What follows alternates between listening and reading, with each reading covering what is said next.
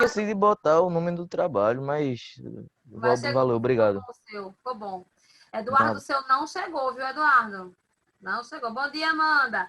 Cara, esse trabalho é só para quem não fez o Kahoot, isso mesmo. Para quem não fez o Kahoot, que vai fazer o resumo lá do imperialismo e da Primeira Guerra Mundial. Aí teve gente que não mandou para mim ainda. Bom dia, bom dia, bom dia. Na última aula, a gente falou sobre a Constituição de Brasília. Meu computador deu um tilt, viu? Deu um tilt. Deu um tilt. Eu fui dormir mais de meia-noite ontem.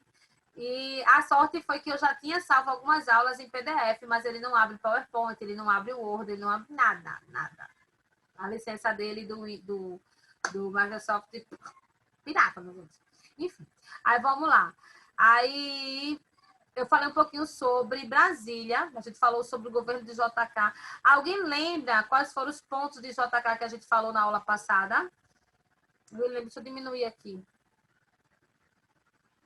Alguém lembra o que a gente falou de JK na aula passada? Tá muito pequeno? Assim, né? Melhor, né?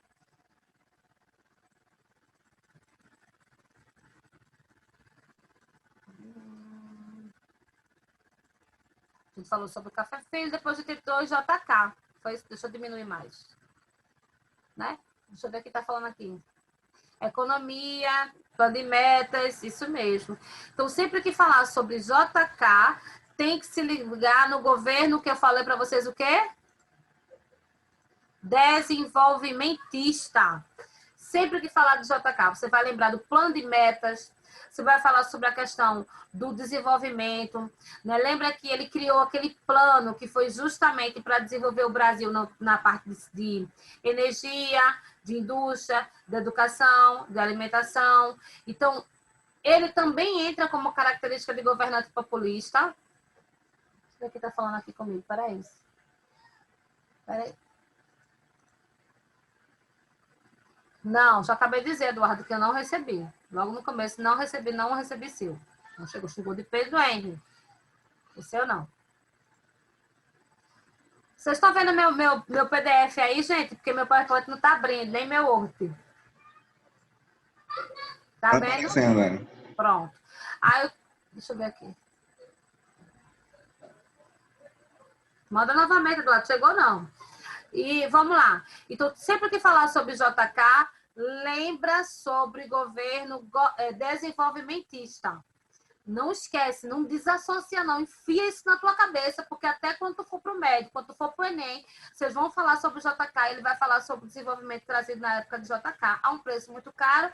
Para quem assistiu minha aula passada de sexta-feira, sabe sobre isso, que foi um preço muito caro, porque o Brasil se afundou em dívida para justamente cobrir esse modelo criado por JK, que é chamado dos anos dourados da história brasileira, porque ele vai fazer esse modelo de desenvolvimento, né, em trazer progresso para o Brasil, de estimular a industrialização. Foi o ano em que o Brasil foi campeão da Copa do Mundo em 1958, então foi aquela euforia nacional e automaticamente ela entra no mesmo período do governo de JK, conhecido pelo desenvolvimentista. Sempre que falar de JK, tem que falar do plano de metas, um plano bem populista, né?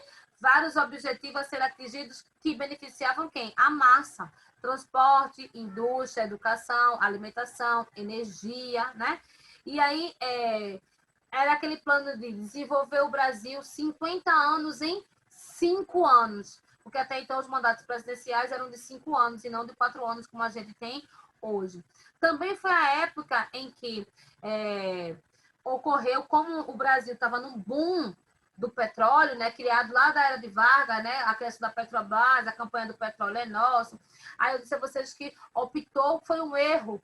O Brasil optou por um transporte rodoviário até hoje, né? A gente sabe que o deslocamento regional, até mesmo de comércio, é através do transporte rodoviário, que é mais caro, é mais perigoso, causa mais prejuízo para o meio ambiente. E foi no governo de JK que endossou aquela medida que já tinha sido criada no governo de Vargas, que era do transporte rodoviário.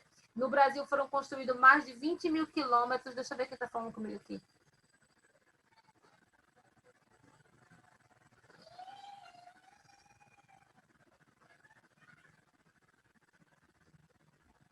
Joana, ó, peraí, disse que eu vou te mandar.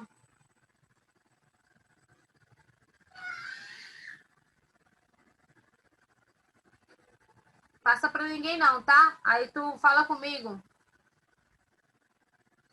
Tá? Tá meu número aí, tu dá aquela bizuiada. Tá? Se aperreia não. Se aperreia não, que a gente desenrola. Então, vamos lá. Foi criado um plano de metas. Desculpa, já tinha voado. Foi criado também no Brasil, né, uma rede de estradas, mais de 20 mil quilômetros de estrada de rodagem, que foi também criada com capital privado. Aí que está a bronca em relação ao governo de JK, que foi aquilo que eu disse a vocês, que ele pega muito dinheiro com o capital estrangeiro, né? Aí o Brasil se afunda na famosa dívida externa. Então, foi um desenvolvimento, mas a um preço muito caro. No setor de bens, de industrialização de bens duráveis, ele traz uma série de fábricas aqui no Brasil, como a Mercedes, a Volks, traz a Ford, traz a General Motors, que isso trouxe emprego, né? Era aquele fluxo já da fase do capitalismo, das multinacionais fazendo suas filiais em países subdesenvolvidos ou emergentes, né? Porque chega aqui, a mão de obra é barata, a lei trabalhista é frouxa e automaticamente o lucro base, né, máximo da empresa volta para o país sede, e aí trouxe muitas empresas aqui para o Brasil. Deixa eu ver que tem mais gente falando. Peraí, gente, eu não sei. Eu boto o mouse aqui e espero aparecer. Não, tudo bem. Tá tranquilo. Tá tranquilo. Ó, eu sei que não tá fácil para ninguém. Não tá fácil para ninguém. Ontem meu computador deu pau. Eu falei com o dono, era meia-noite, eu tava com um técnico ainda aqui na minha casa. E resolveu um total de zero problema foi resolvido aqui no computador. Vocês estão vendo que eu estou dando aula em PDF. Meu Word não está abrindo, que é onde eu salvo meus links. O meu PowerPoint não está abrindo. Eu tenho que entregar uns planejamentos para essa semana e eu não sei como é que eu vou fazer, porque não está abrindo. Então, está todo mundo muito sobrecarregado. O que me entristece é alguns alunos com falta de comprometimento. Então, a gente tinha alunos muito bons que simplesmente desapareceram nas aulas online. Desapareceram. E isso é triste. Mas a gente sabe que vocês também estão sob muita pressão. A gente também sabe sobre isso, que vocês estão sob muita pressão. E aí teve alguns alunos que falaram comigo no privado, estou me sentindo assim, estou aqui sempre para ouvir. Tem o meu vestilique, minha loucura, como todo mundo tem. Estou sempre aqui para ouvir e que a gente possa se ajudar. O que me incomoda, eu acho que o que incomoda a maioria dos professores é esse vácuo do nono ano. Você perder alunos que são extremamente participativos. Tem alunos, gente, que estavam comigo desde o sexto ano, ou alguns alunos que estavam comigo recentemente, que são alunos extremamente participativos e simplesmente estão apáticos nas aulas online. Então, isso incomoda. Mas se você não está conseguindo por N fatores, sinaliza. Olha, Dani, está acontecendo isso. Olha, Dani, ou eu, ou coordenadora, ou Sara, que você sentir que você tem uma abertura. Eu queria conversar, não estou me sentindo bem, olha, estou sendo muito cobrada. Enfim, nós somos seres humanos e, como tais, a gente tem uma série de limitações. Ninguém é super-homem, não. Isso é coisa de seriado.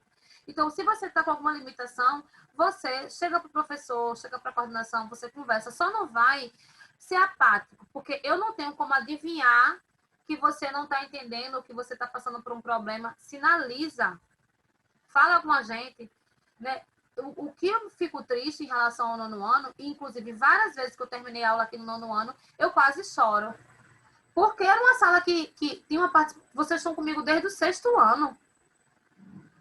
E aí você chega, tem aluno aqui que nem aparece, não dá nenhuma da graça. Você fica falando com os alunos, assim, uma tela preta, aí um ou dois respondem pelo chat e a maioria não.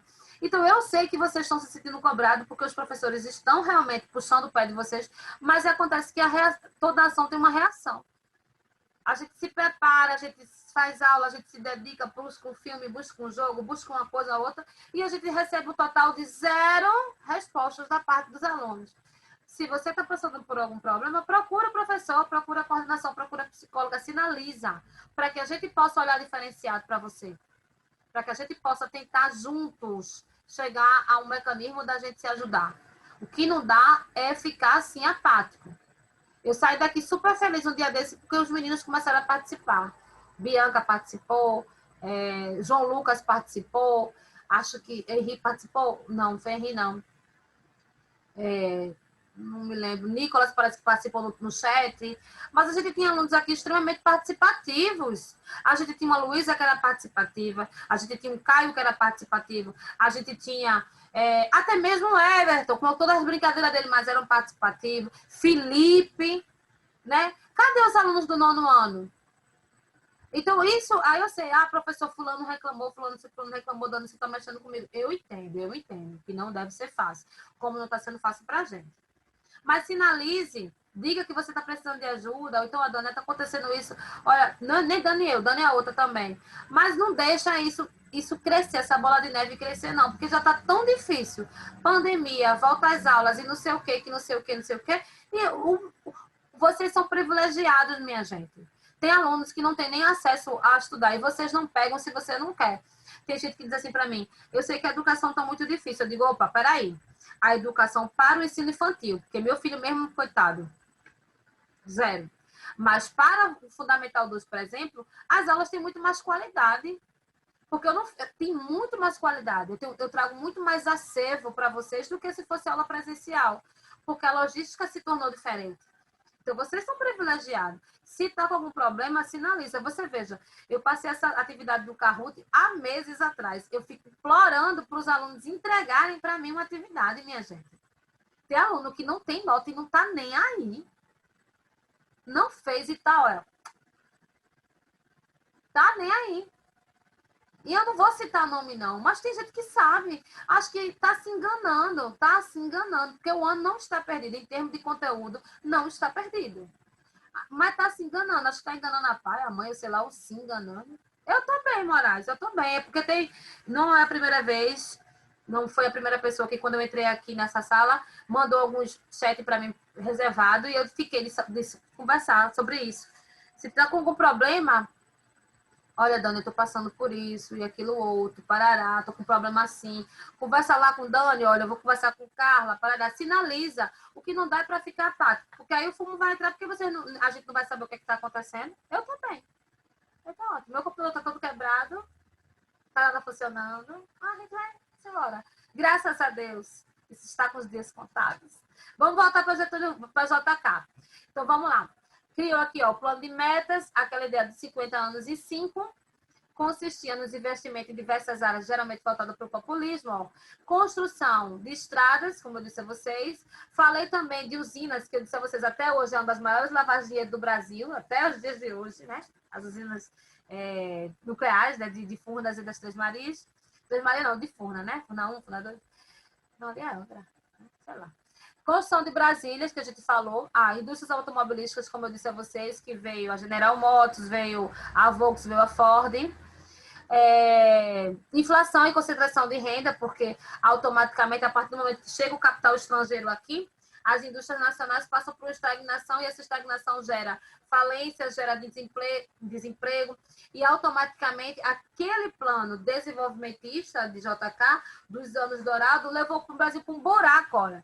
Uma das maiores inflações da história, a ponto de romper com o FMI. Lembra que o FMI disse, olha, para vocês pedirem mais capital estrangeiro, pedirem mais dinheiro, né? O Fundo Monetário Internacional, que vocês já devem ter estudado sobre isso com os órgãos da ONU, lá no Geografia, você diz assim, né? Só vou fazer se vocês apresentarem o controle dos gastos públicos, enxugar os gastos públicos. JK, a fim de construir Brasília, peraí, menino, vou enxugar nada. E aí o FMI rompe com JK. O principal feito de JK, sem sombra de dúvida, aqui, ó. Falei sobre isso, o plano de metas, desenvolvimentista. O governo de JK trouxe várias empresas internacionais aqui para o Brasil, né? E, obviamente, o símbolo do governo de JK, como a gente terminou na aula passada, foi a construção de Brasília, né? Levar a capital federal do Brasil, do Rio de Janeiro, para o centro-oeste, para trazer mais mobilidade para aquela região, para trazer mais desenvolvimento para aquela região, que acabou criando uma série de empregos, e aí eu mostrei para vocês os famosos candangos. Deixa eu mostrar aqui. Mostrei. Aqui, ó. Cadê? Os famosos candangos, os nordestinos que foram trabalhar lá na construção de Brasília, né? E acabaram nem conseguindo morar na sede, na capital, porque automaticamente era mais caro, não tinham condições, e aí começaram a contribuir para o crescimento ali do Centro-Oeste, nas áreas próximas a Brasília, o que a gente chama de cidades satélites, cidades próximas à cidade principal. A inauguração de Brasília chamou a atenção, obviamente, do mundo todo, e chamou e marcou o governo de JK, né, aquele clima de euforia, né, entre a imprensa, era um pensamento moderno em si, mas, enfim, mesmo tendo todos esse crescimento da era de JK, ele afundou o Brasil numa crise econômica com entrada do capital estrangeiro, principalmente com o aumento da dívida externa. Olha aqui, ó. Quais foram as consequências desse desenvolvimento do JK? Agravamento de desequilíbrios regionais, né? Êxodo do campo e o crescimento das favelas, concessão vantajosa às empresas estrangeiras, olha elas aqui, agravamento da concentração de renda. Então, o que aconteceu? Daquele desenvolvimento, o Brasil entrou num buraco maior, mas ele imortalizou a sua imagem com a construção de Brasília, que eu vou mostrar um videozinho para vocês. Deixa eu ver aqui. Espera aí, quando vocês falam comigo no chat, eu tenho que esperar, pedir a Deus para aparecer. Fico dor de cabeça, tô com fome. Fome eu tô sempre, né? Essa é a voz do Google, mas esse vídeo é bonzinho. Esse não é aquela voz esse não é aquela... Eu sou tô doida, esse não é aquela voz do GPS. De uma nova capital para o Brasil, já aquela voz do GPS? Vire à direita, você pegou o caminho errado. Estava prevista desde a Constituição de 1891. Nela foi incluído para esse fim um dispositivo que reservava para a União uma área de 14.400 km² no Planalto Central. Mas somente em 1956 é que a construção da nova capital foi aprovada formalmente pelo Congresso Nacional. O presidente Juscelino Kubitschek, determinado a iniciar as obras, promoveu um concurso público para a escolha do projeto urbanístico da cidade. Entre os 26 projetos apresentados, foi selecionado o do urbanista Lúcio Costa. Ele e o arquiteto Oscar Niemeyer, criador das edificações, foram os maiores representantes da arquitetura modernista no país. Vista do alto, a cidade se assemelha a um avião. Em suas asas, sul e norte, localizam-se as áreas residenciais e comerciais. Niemeyer e Lúcio Costa valorizaram os espaços para automóveis e projetaram grandes avenidas em linhas retas, como o eixo monumental e o eixo rodoviário. Brasília é organizada em setores e quadras específicos, como o setor comercial sul, a superquadra sul, o setor hospitalar norte e várias outras áreas de marcante funcionalidade urbanística e arquitetônica. Os pedestres circulam livremente em todas as quadras residenciais. Não há grades em torno dos prédios e a maioria dos blocos tem o térreo vazado. Na cabine do avião, localiza-se a Praça dos Três Poderes, onde estão o Congresso Nacional, o Palácio do Planalto e o Palácio da Justiça. Essas edificações, projetadas por Niemeyer, são mundialmente conhecidas. A construção de Brasília durou 3 anos e causou o deslocamento de uma grande quantidade de trabalhadores de outras regiões para o Planalto Central. Esses trabalhadores pioneiros ficaram conhecidos como candangos. Não é assim a voz No início de 1957, nos 4 principais alojamentos construídos no meio do cerrado, havia apenas 232 trabalhadores. Em poucos meses, 6 companhias de construção se instalaram ali, empregando aproximadamente 2.500 pessoas. Os contratos com as grandes empreiteiras aumentaram substancialmente os gastos do governo. Por outro lado, a transferência da capital intensificou a povoação da região centro-oeste. Apesar da exaltação geral em torno das obras, muitos não queriam que o Rio de Janeiro deixasse de ser a capital e criticavam a mudança, sugerindo que a intenção do governo era proteger e isolar o núcleo do poder. A inauguração da nova capital ocorreu em 21 de abril de 1960. A data foi escolhida por ser o Dia de Tiradentes, um feriado nacional. Declarada Patrimônio Cultural da Humanidade pela Unesco em 1987, Brasília é o lugar onde é tomada a maior parte das decisões políticas e econômicas que afetam diretamente a vida de todos os brasileiros. Ok. Ui! Quem já foi? Eu já fui lá, não tem nada interessante, não. Historicamente tem, né? O museu lá de JK, enfim. Bora lá. E aí, vamos terminar JK. Acho que eu tenho alguma coisa para falar sobre aqui, os efeitos da inflação. Brasília, eu já falei. Sim, isso aqui. Ó. A cultura brasileira. No livro de vocês trabalha. Deixa eu só achar o livro de vocês aqui. Deixa eu ver qual é a parte. No livro de vocês já trabalha televisão, teatro. Eu só coloquei, acho que foi música e TV. Mas o livro de vocês traz um MOI. Peraí, deixa eu achar aqui. Eita, vai ser bom demais chegar aqui a ditadura. Aí na página 284 e 285, ó, fala sobre a música, a TV, o teatro e o cinema, que no caso foi o período, aí ele diz aqui, ó, durante a década de 50, deixa eu tirar aqui.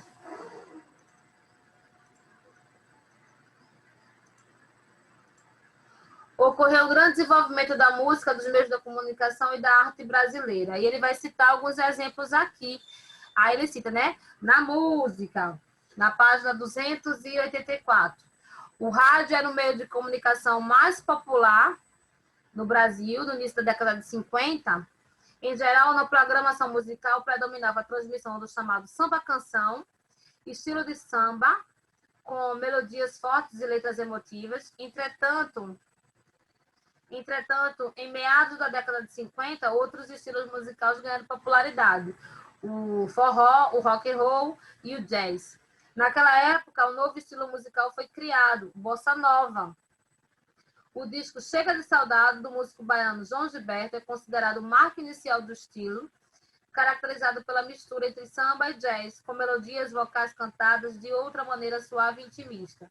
Além do João Gilberto, outros músicos e compositores se destacaram, como Tom Jobim e Vinícius de Moraes, né? A famosa garota de Ipanema.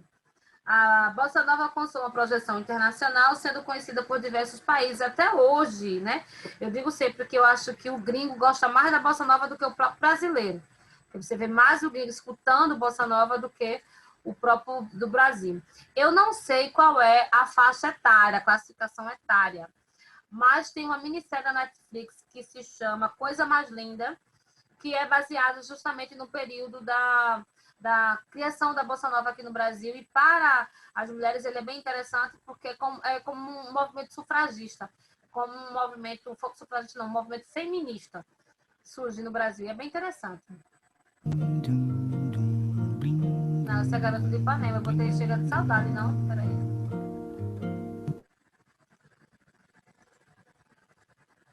Peraí.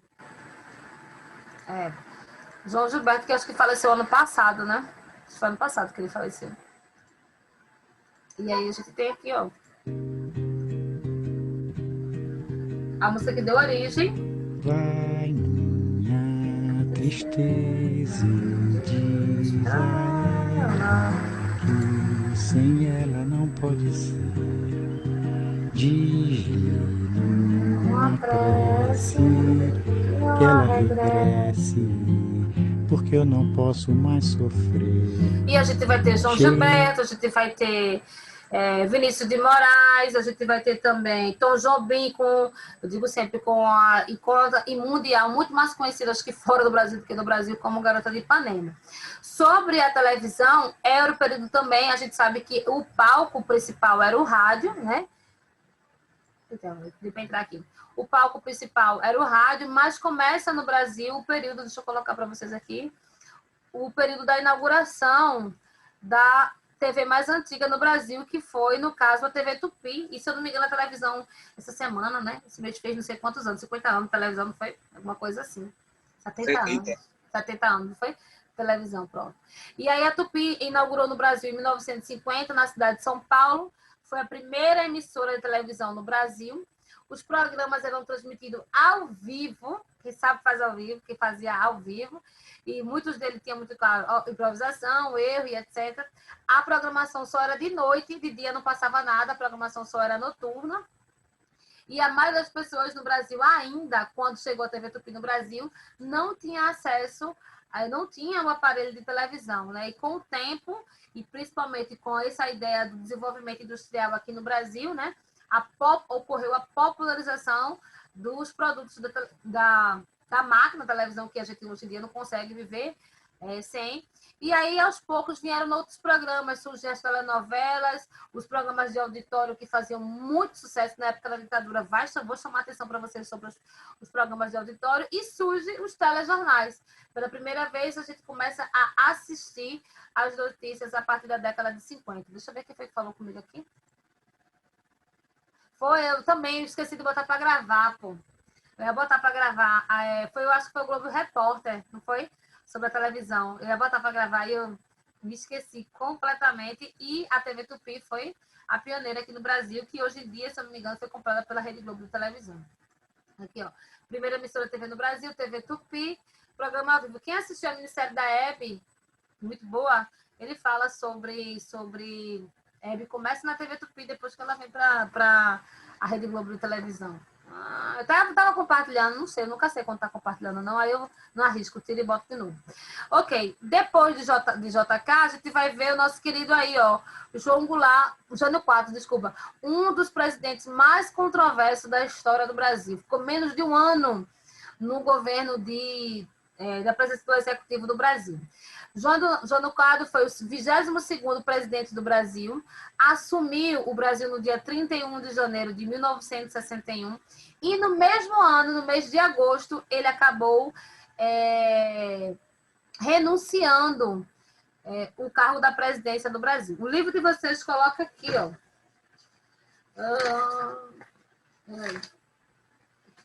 O governo de Jânio Quadros, ele diz, ó, no final da década de 60, foi eleito o sucessor do JK, Jânio Quadros, com 48% dos votos. Ele se elegeu com um discurso que agradava a setores mais conservadores da classe média e grandes grupos empresariais. Naquela época, as eleições para presidente e vice eram realizadas separadamente. Como assim? O presidente podia ser, vê que loucura, o presidente podia ser de uma chapa e o vice-presidente podia ser de outra chapa. Não tinha isso, não. O presidente e o vice podiam concorrer, era muita loucura, a República do Brasil concorria separadamente, o vice e o presidente podiam concorrer separadamente. E aí ambos, ele que vence a eleição e o vice dele, quem vence é João Goulart, né, o famoso Jango, chegam à presidência do Brasil, mas ele fica pouquíssimo tempo na presidência do Brasil, como eu disse a vocês, e aí ele vai ser substituído, e aí é que o bicho pega, porque depois de João Goulart já vem a ditadura militar. Então, vamos lá. Vamos falar um pouquinho sobre esse presidente aí, que entra para o Brasil com o slogan dele era varre, varre, vassourinha. A música dele, o jingle dele falava sobre isso, porque ele dizia que ia varrer a corrupção do Brasil. Ah, coitado, que a gente está esperando até isso agora. Espera aí, deixa eu botar aqui. Peraí.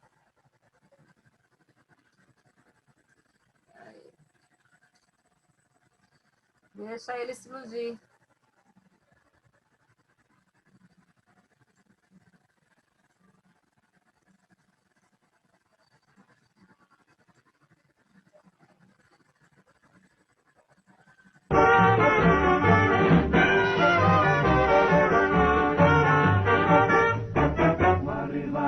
Varre, varre, varre, varre, vassourinha.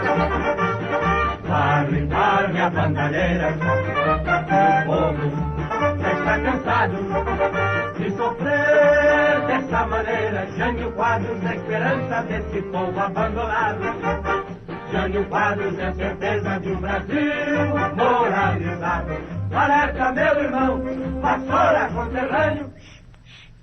Vamos vencer com Jânio.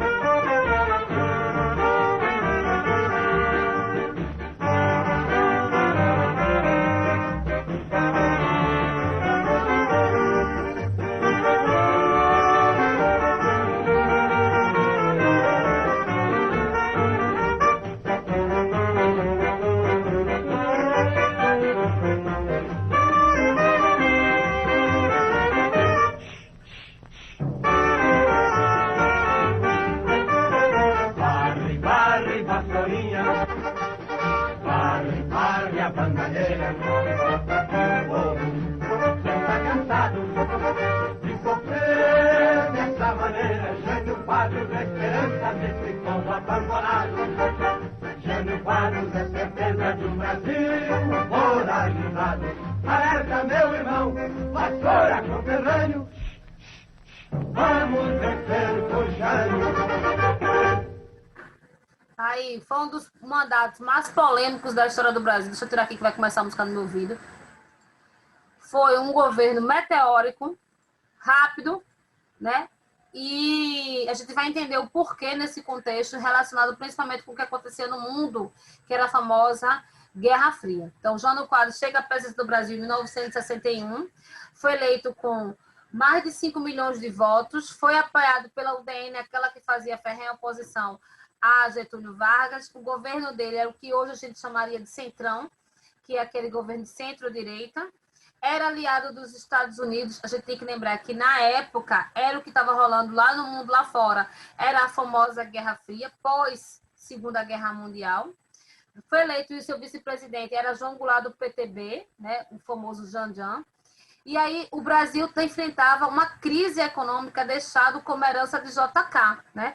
Uma economia desestruturada, uma inflação altíssima, enorme dívida externa. E aí, dentro desse contexto aí, veio Jânio Quadros, uma das figuras mais, vou colocar assim, uma incógnita, que ninguém consegue decifrar quem foi, quais eram de verdade os anseios de Jânio Quadros.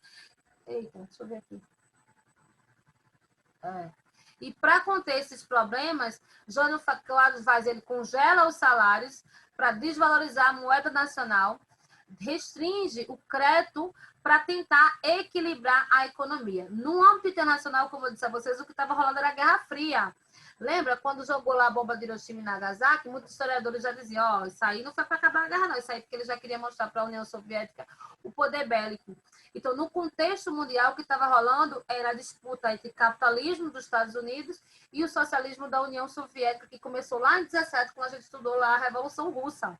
Então, Jânio, nesse pau entre Estados Unidos e União Soviética, ele até então buscou fazer uma doutrina, um posicionamento neutro. Muitas vezes sendo bem meticuloso naquilo que ele pretendia como forma de governo. Mas aí acabou que Jânio Quadros, com o tempo, passou a ser considerado conservador demais. E isso vai acabar influenciando na figura de Jânio Quadros, e possivelmente foi um dos fatores que levou a Jânio Quadros a pedir a sua renúncia. E aí, com o tempo, a doutrina de Jânio Quadros fez com que ele se aproximasse do socialismo de Cuba, da China, da União Soviética. Olha, o Brasil estava, no período da Guerra Fria, o presidente começava a conversar com doutrinas socialistas, começava a conversar com doutrinas voltadas para o comunismo. E aí, a cereja do bolo vai ser quando, em 1961, ele entrega a maior condecoração do Brasil, que se chama Gran Cruz do Cruzeiro do Sul, é uma medalha, a maior condecoração do Brasil em honrarias. Ele entrega a ninguém mais, ninguém menos do que Ernesto Che Guevara, o cara que fez a revolução lá em Cuba, que junto com Fidel e os irmãos Castro lascou o comunismo lá, botou o comunismo lá para torar. E aí, o que o presidente do Brasil faz? Em meio da Guerra Fria, convida Che Guevara, entrega a maior honraria do Brasil para um líder socialista, o maior líder socialista de toda a América Latina. E aí, ele tem que aguentar, porque começa a chover uma série de críticas da direita brasileira, da política conservadora, dos correlacionado com os Estados Unidos da América, com o capitalismo. E mesmo sendo esse líder completamente carismático da massa, que buscava conversar com o povo, que fazia até mesmo, observa Jânio Quadros, né? Ele usava um terno preto e as caspas dele caíam aqui para parecer que ele era popular, né? O cara entrava nas suas campanhas militares com uma vassoura, que dizer que ia varrer a corrupção. Mesmo sendo esse líder popular, esse líder que chegou ao poder pela via democrática, ele foi muito atacado pela elite brasileira. Ele foi muito atacado, principalmente porque ele herda aquela herança de JK, economicamente, congela salários, né, limita o crédito, e também ele se aproxima da política socialista. E ele era um líder tão inimaginável, tão uma incógnita tão grande, que ele era tão controverso que ele tomou algumas medidas. Observa, olha as medidas de Jânio Quadros. Ele proibiu o uso de biquíni na praia. Então, como é que o cara é conservador, mas ao mesmo tempo ele conversa com o socialismo? Ele proibiu o uso de biquíni. Na época, no Brasil, era permitido ter rinha de galo, briga de galo. E ele proíbe as rinhas de galo. Ele também era muito comum, principalmente nos bailes de carnaval, que hoje também é proibido, o uso de lança-perfume. Se usava muito, e ele proíbe tudo isso fazendo uma linha meio moralista. Veja que contraditório, muito contraditório. E aí, automaticamente, ele acaba criando uma fragilidade, né? Se afasta da população com o tempo, ele vai perdendo a popularidade dele, e aí, depois ele acaba renunciando. Né? Ele começa a sofrer uma forte pressão da elite, o povo se sente prejudicado por aquelas decisões de Jânio Quadros, e ele era um líder populista, né? Usava as caspas assim, para mostrar que era bem populista. E aí, diante da pressão, principalmente dos militares, daquele antigo ainda Carlos Lacerda, aquele líder da UDN que teve participação em toda a saída de Vargas do poder, ele acabou renunciando. Dizem as más línguas que ele foi um golpe dele. E quando ele renunciou, ele esperava que o povo fosse às ruas e se movimentasse para exigir a volta dele. Eu chego com burro na água, porque não vai ficar por isso mesmo. Então, ele, nesse período, né, ele tinha sido um presidente que assume como uma forma populista, né? Ao mesmo tempo, lá vem ele com medidas conservadoras, proíbe o uso de biquíni, lança-perfume, parará, começa a conversar com o socialismo, e aí ele acaba renunciando, sendo o presidente que ficou um dos mais breves da história do Brasil, ficou apenas 7 meses na presidência do executivo, né, no chefe do executivo, e aí automaticamente quem vem é o vice dele, que é João Goulart, e aí para assumir também vai ter uma história que eu vou dar para vocês falar sobre a guerra, sobre a crise da legalidade. Então, o que vocês vão ter em mente? Que foi um presidente contraditório, que ele tenta sanar o déficit público lá do JK, né? Ele congela salários, ele limita as linhas de crédito, né? Desvaloriza a moeda para diminuir a inflação. Chegou ao poder com uma visão popular, né? O próprio jingle dele, varre, vassourinha, né? Para justamente varre a bandalheira, né? Para acabar com a corrupção, né? Acabou sendo um dos presidentes mais curtos da história do Brasil. E aí, automaticamente, quando ele renuncia, vai vir João Goulart. Deixa eu mostrar aqui para vocês. Aqui a musiquinha. Sua gestão durou apenas 7 meses e foi muito contraditória. Até hoje, a história se pergunta, como eu disse a vocês, muito da historiografia diz, não, ele renunciou para poder o povo se mobilizar. Ele foi um presidente contraditório. Adotou uma política econômica externa que desagradou profundamente os políticos que o apoiavam. Na área econômica, foi conservador, seguindo as medidas do FMI, que JK tinha rompido com o FMI, ele recupera com o FMI, principalmente quando ele tem que enxugar os gastos públicos. Congelou salários, restringiu o crédito, desvalorizou a moeda nacional, o cruzeiro em 100%, porém não conseguiu acabar com a inflação. Tomou algumas medidas polêmicas. Aqui foi o tiro no pé dele. Condecorou com a Ordem do Cruzeiro do Sul, o ministro cubano Ernesto Che Guevara, proibiu as brigas de galo, né, as rinhas de galo, que na época eram legais, hoje em dia também não pode, hoje em dia é contravenção penal, se eu não me engano é contravenção penal. O lança-perfume e o uso de biquíni em desfiles de beleza, uso de biquíni. Diante de suas ações, perdeu apoio político, e Carlos Lacerda, aquele que também lá detonou Vargas, foi à televisão acusado de abrir portas para o comunismo. Em plena Guerra Fria, o cara pega Che Guevara e dá a maior condecoração do Brasil. Para quem não sabe, Che Guevara, junto com os irmãos Castro, foram responsáveis pela Revolução Cubana, para transformar Cuba, o único país da América Latina, o único país da América, a se converter, vamos colocar assim, ao socialismo. Sem o apoio político, Jânio renuncia, afirmando que forças terríveis o haviam lançado a tomar aquele gesto. Governo de Jânio Quadros. Medidas moralizadoras, né? A rinha, o biquíni, né? Política externa independente, oposição ao Congresso, e aí ele acaba se renunciando. E aqui está o discurso dele, deixa eu ver quem está falando comigo. Não sei de Sara, não. Para com isso, né? Foi vencido pela reação e assim deixa o governo. Nesses 7 meses, cumpri o meu dever. Tenho cumprido dia e noite, trabalhando infatigavelmente, sem previsões nem rancores. Mas baldaram-se os meus esforços para conduzir essa nação, que pelo caminho de sua verdadeira libertação política e econômica. A única coisa que possibilitaria o progresso efetivo, a justiça social, que tem direito o seu generoso povo.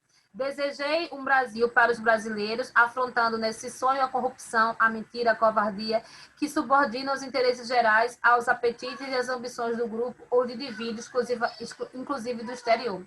Sinto-me, porém, esmagado. Forças terríveis se levantam contra mim. Parece aquele discurso de Vargas, né? E me intrigam ou infamam, até com desculpa de colaboração, que aqui, no caso, era do socialismo. Encerro, assim, com o pensamento voltado para a nossa gente, para os estudantes, para os operários, para a grande família do Brasil, esta página da minha vida e da vida nacional.